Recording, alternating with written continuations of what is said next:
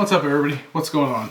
Welcome to the Lead From Here podcast. Today, I'm talking about executive presence. This one is a differentiator. This is the difference between being groomed for the next level of leadership, higher levels of leadership with a title just in general. And it's also the reason why you could end up being an individual contributor for the rest of your career.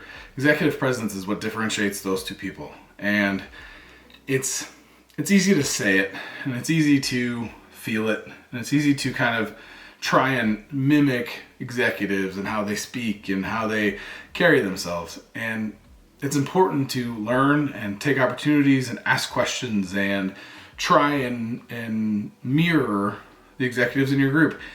And that sounds great, and it sounds easy. It's not easy. It's very hard to change your delivery, to change your posture, to change the way you speak, and the tone, the inflection, and the timing. All those things are very important, because if you're rushing through it, people are like, whoa, this guy, what's up? And if you're going too slow, people start to think, maybe this guy doesn't actually know what he's talking about.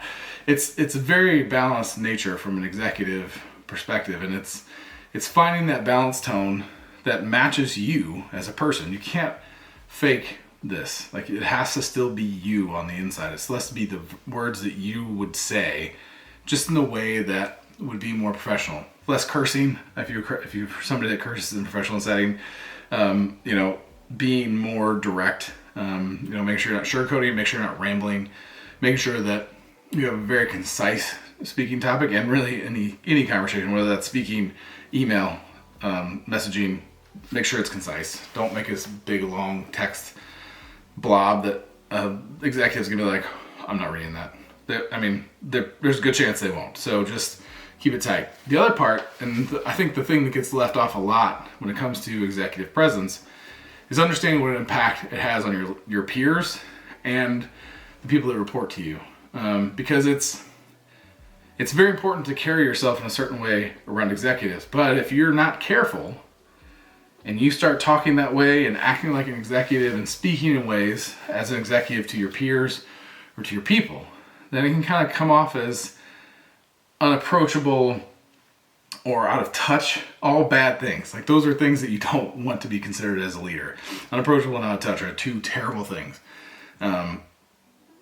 So it's important to understand that who your audience is at all times. Like, whenever you walk into a conference room, whenever you walk in or log into a meeting on Zoom these days, or you're in a Slack channel with people, like, understand who's in that channel, who's in that meeting, who's at that conference table. Understand who it is. Understand how they relate to you from a levels perspective. And this feels kind of manipulative or like class-based type thing. It's not. Ultimately, what it is just understanding your audience, because you're going to speak in a different way. You're going to act in a different way with your executives than you would with your peers and your people that report to you, because you're building different relationships. You're trying to foster different things in all those different scenarios. And it's important to understand those relationships and understand that an executive needs clear, concise information. They're driving who gets paid and who gets promoted.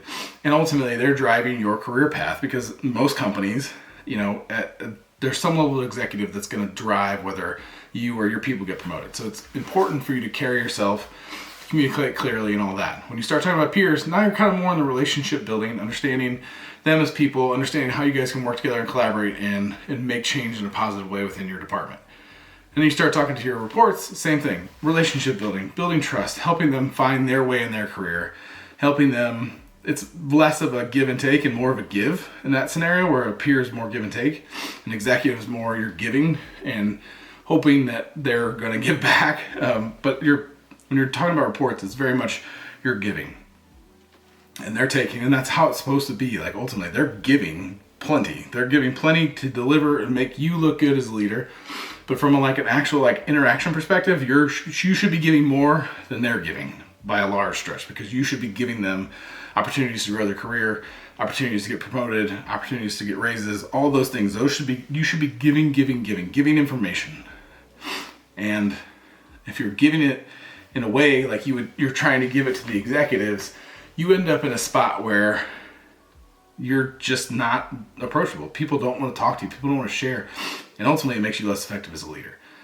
So executive presence is very important, but it's also important to understand what that looks like at every level and every person that's at the table. I hope this was helpful. If you have any more questions, we'll talk about this more, I'm sure. Appreciate everybody's time. Take care, everybody.